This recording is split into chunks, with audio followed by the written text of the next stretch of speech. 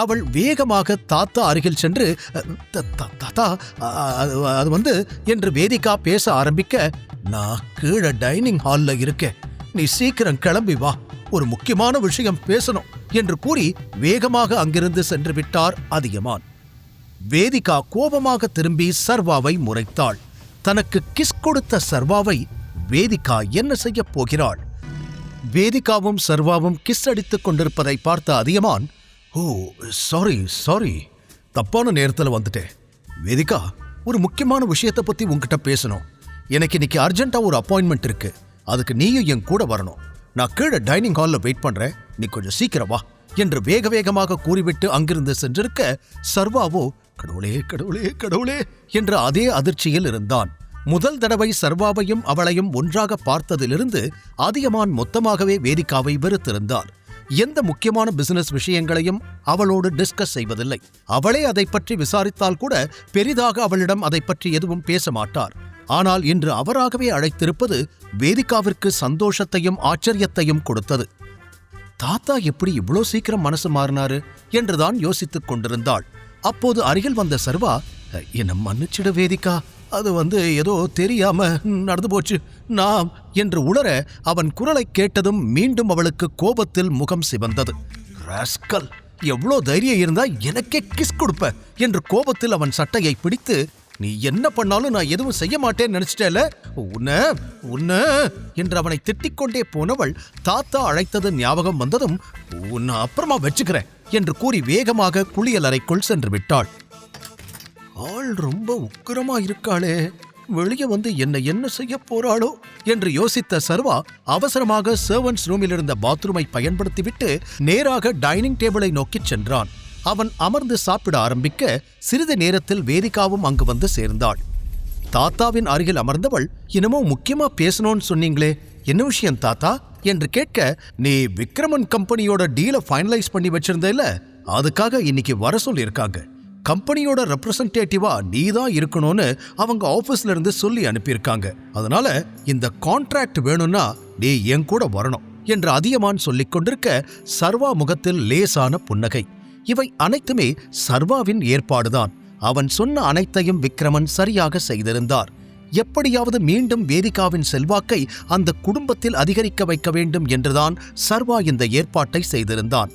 அதியமான் சொன்னதை கேட்ட அம்பிகா, இதை விட்டா நல்ல சான்ஸ் கிடைக்காது, உடனே சரின்னு சொல்லு என்று வேதிகாவிடம் கூற, அவளும் உடனே, இதுல என்ன இருக்கு தாத்தா, நம்ம சேர்ந்து போலாம், நான் என்னோட கார்ல வரவா இல்ல நம்ம எல்லாரும் சேர்ந்து போலாமா என்று உற்சாகத்துடன் கேட்டாள். அவளது சிரித்த முகத்தை பார்த்து சர்வாவிற்கு மிகவும் மகிழ்ச்சியாக இருந்தது. நாம போகும்போது தனித்தனியா போய்க்கலாம், அதுக்கப்புறம் எனக்கு வெளியில போற வேலை இருக்கு, நீயும் ஆபீஸ்க்கு போகணும் இல்ல என்று கூறி அதியமான் சாப்பிட்டு முடித்து எழுந்திருக்க, வேதிகாவும் உடனே அவர் பின்னால் கிளம்பினாள். அனைத்தையும் வேடிக்கை பார்ப்பது போல அமைதியாக பார்த்து கொண்டிருந்தான் சர்வா. அவர்கள் சென்ற பிறகு டேபிளை சுத்தம் செய்த அந்த வீட்டு வேலைக்காரர்கள் இருவர் சர்வாவை மதிக்காமல் முகத்தை திருப்பிக் கொண்டு சென்றனர். அங்கிருக்கும் எல்லாருக்கும் மரியாதை கொடுப்பவர்கள் சர்வாவை ஒரு ஆளாக கூட மதிக்கவில்லை. கூடவே அவனை கடந்து பின்னால் சென்றதும் இருவரும் அவனை பார்த்து ஏதோ கிசுகிசுக்க ஆரம்பித்தனர். நம்ம வேதிகா மேடம் அவங்க ஹஸ்பண்டுக்கு எவ்வளோ காஸ்ட்லியான ட்ரெஸ் வாங்கி கொடுத்துருக்காங்க தெரியுமா, அதோட விலையே பல லட்சமா, அவனுக்கு வந்த வாழ்வை பாத்தியா என்று ஒரு பெண் சொல்ல, ஏய் சும்மா இரு, நாம இப்படியெல்லாம் பேசக்கூடாது, என்ன இருந்தாலும் அவர் நம்ம மேடத்தோட ஹஸ்பண்ட், அவருக்கு மரியாதை கொடுக்கணும் என்றதும் முதலில் பேசிய வேலையாள் சத்தமாக சிரித்து, அவனுக்கும் நமக்கும் ஏதாவது வித்தியாசம் இருக்கா என்ன, நம்ம நிலைமைதான் அவனுக்கும், சொல்ல போனா நாம தான் அவனை விட அதிகமா சம்பாதிக்கிறோம், இப்படியே பேசிக்கிட்டு இருந்த யார்கிட்டையாவது நீ திட்டு வாங்க போற என்று அவர்கள் இருவரும் பேசிக்கொண்டே உள்ளே செல்ல, இவை அனைத்தையும் கேட்டாலும் சர்வா முகத்தில் எந்த மாற்றமும் இல்லை. அமைதியாக தலையாட்டி லேசாக சிரித்தவன் அங்கிருந்து கிளம்பி அவனது ஆபீஸுக்கு வந்து சேர்ந்தான். காலையில் தாமதமாக கிளம்பி இருக்க 9 மணிக்கு வரவேண்டிய ஆபீஸுக்கு 11 மணிக்கு வந்து சேர்ந்திருந்தான். ஆனால் அவனை பார்த்ததும் எழுந்து நின்ற கீர்த்தனா, குட் மார்னிங் சர்வா சார் என்று மரியாதை கொடுத்தாள். அதை கேட்டதும் ஒரு நொடி அவளை நின்று பார்த்தவன், குட் மார்னிங் என்று சொல்லிவிட்டு தனது கேபினுக்கு வந்தான். பரவாயில்ல, விக்ரமன் சொன்னதுக்கு அப்புறம் கீர்த்தனா நிறையவே மாறியிருக்கா, இல்லனா லேட்டா வந்ததுக்கு என்கிட்ட பிரச்சனை பண்ணி என் மூடையே ஸ்பாயில் பண்ணியிருப்பா என்று நினைத்துக் கொண்டே தனது வேலையை ஆரம்பிக்க அவனுக்கு ஆலியாவிடமிருந்து போன் வந்தது. அதை எடுத்து காதில் வைத்தவன், சொல்லு நந்திதா என்றதும், நந்திதா இல்ல, ஆலியா பேசுறேன். இன்னைக்கு ஈவினிங் 4 o'clock நீ ஃப்ரீயா? நம்ம மீட் பண்ணலாமா? 4 மணிக்கு நீ எங்க இருக்கியோ அங்க உன்னை பிக்கப் பண்ண கார் வரும். திரும்ப ரிட்டர்ன் அவங்களே உன்னை டிராப் பண்ணிடுவாங்க என்று அடுத்தடுத்து பேசிக்கொண்டே போனாள். ஏனோ சர்வாவிற்கு மறுக்க தோன்றவில்லை. சரி, நான் வரேன் என்று ஒற்றை வார்த்தையில் கூறிவிட்டான். அவளும் அழைப்பை துண்டித்துவிட, வேகமா எல்லா வேலையும் முடிக்கணும் என்றவன் அடுத்த 2 மணி நேரம் மிகவும் கவனமாக வேலைகளை எல்லாம் செய்ய ஆரம்பித்தான். பிறகு லஞ்ச் டைம் வந்ததும் வழக்கம் போல கேண்டீனுக்கு வந்தான். அங்கு கூட்டமாக நின்று கொண்டிருந்த சிலர் சர்வாவை பார்த்ததும் தங்களுக்குள் ஏதோ பேசிக்கொண்டனர். அது தெரிந்த போதும் தேவையான உணவை மட்டும் வாங்கிக் கொண்டு ஒரு டேபிளில் அமர்ந்து சாப்பிட ஆரம்பித்தான். ஏய், நீங்க ஒரு விஷயம் கவனிச்சிங்களா? நாம தெரியாம ஒரு 10 நிமிஷம் லேட்டா வந்தா இந்த கீர்த்தனா சிடுமூஞ்சி எப்படி கத்துவா? இன்னைக்கு இந்த ஆபீஸ் அசிஸ்டன்ட் 2 மணி நேரம் லேட்டா வந்திருக்கான். அவ ஒண்ணுமே சொல்லல, எந்திரிச்சு விஷ் பண்ணிக்கிட்டு இருந்தா தெரியுமா என்று ஒரு பெண் சொல்ல சர்வா அவளை திரும்பி பார்த்தான். அந்த பெண்ணும் சர்வாவை பார்த்து லேசாக புன்னகைத்தாள். மீண்டும் சர்வா திரும்பி தன் உணவை சாப்பிட ஆரம்பிக்க அந்த பெண் பேச்சை நிறுத்துவதாக இல்லை. என்ன இருந்தாலும் நம்மள மட்டும் அப்படி திட்டிட்டு இன்னைக்கு இவனை மட்டும் ஒன்னும் சொல்லலைனா எனக்கு பார்க்க எப்படி இருக்கும் என்று முதலில் சொன்ன அந்த பெண் முகத்தை சுருக்கிக் கொண்டு சொல்ல, அவன் ஃப்ரெஷருங்கிறதுனால மன்னிச்சு விட்டு அப்படி இல்லைனா இவன் ஏதாவது ரெக்கமெண்டேஷன்ல வந்திருப்பான். அதான் கீர்த்தனா இப்படி சொம்ப அடிச்சுக்கிட்டு இருப்பா. எப்படியும் இன்னும் 2-3 நாள்ல மேனேஜருக்கு இந்த விஷயம் தெரிஞ்சிடும். அதுக்கப்புறம் அவர் பார்த்துக்குவாரு, நீ ஃப்ரீயா விடுடி என்றான் ஒரு இளைஞன். எவ்வளோ பெரிய ரெக்கமெண்டேஷனா இருந்தாலும் அவன் வெறும் ஆஃபீஸ் அசிஸ்டன்ட் தானே, நம்மள மாதிரி ஒரு எம்ப்ளாயி கூட அவன் கிடையாது. அவனுக்கு இவ்வளோ சலுகை எதுக்கு?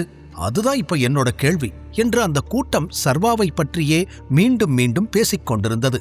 இதையெல்லாம் சர்வா காதில் கேட்டாலும் எதற்கும் பெரிதாக ரியாக்ட் செய்யாமல் சாப்பிட்டுக் கொண்டிருந்தான்.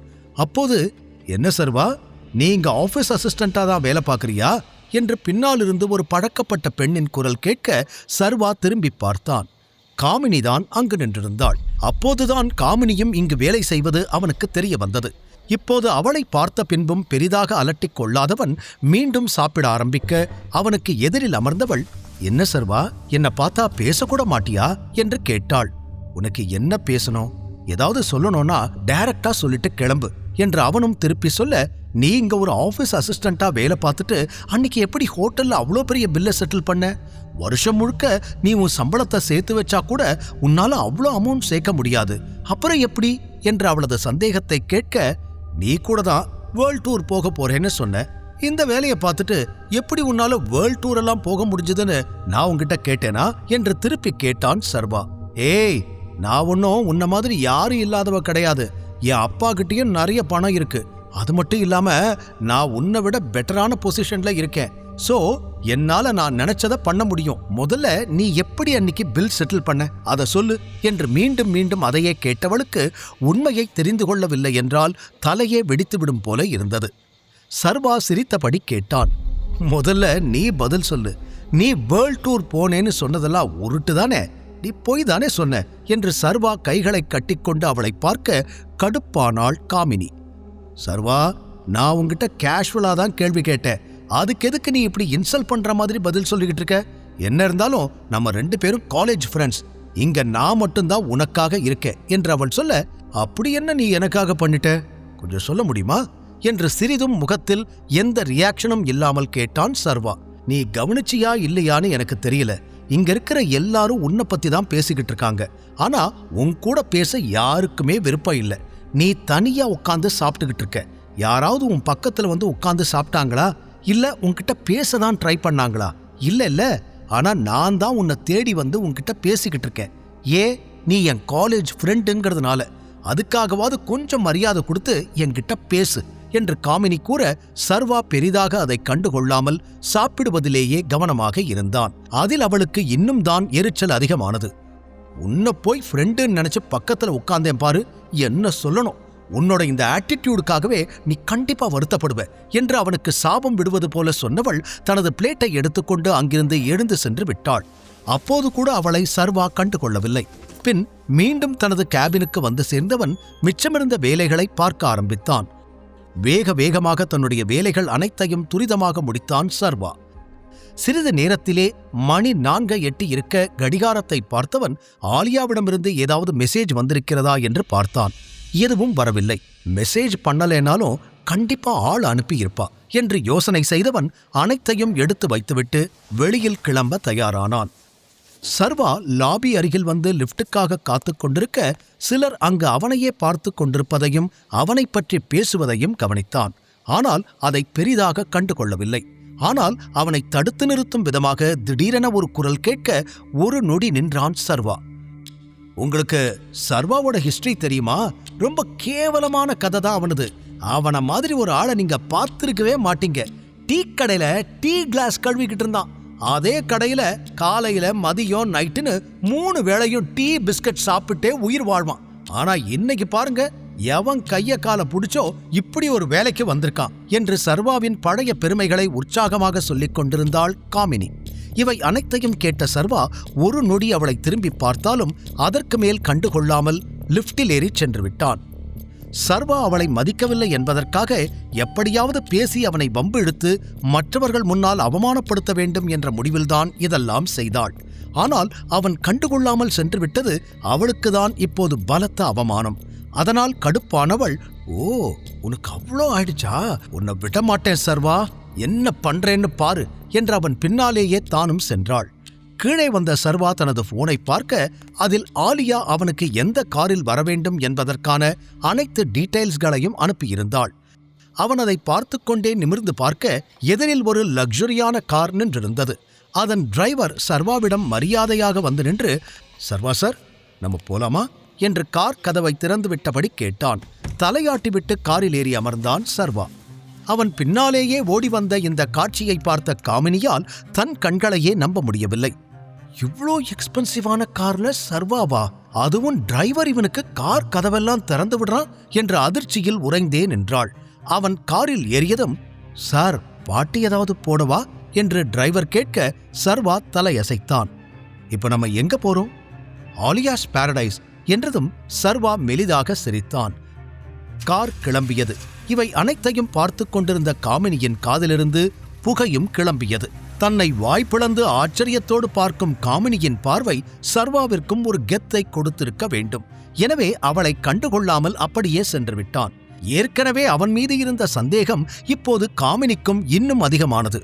ஹோட்டல்ல 5 லட்சம் பில்ல செட்டில் பண்ணா, இப்போ எக்ஸ்பென்சிவான கார்ல போறான். முழு கதையையும் கேட்டு மகிழ பாக்கெட் FM ஆப்பை டவுன்லோட் செய்யுங்கள். லிங்க் டிஸ்கிரிப்ஷனில் கொடுக்கப்பட்டுள்ளது.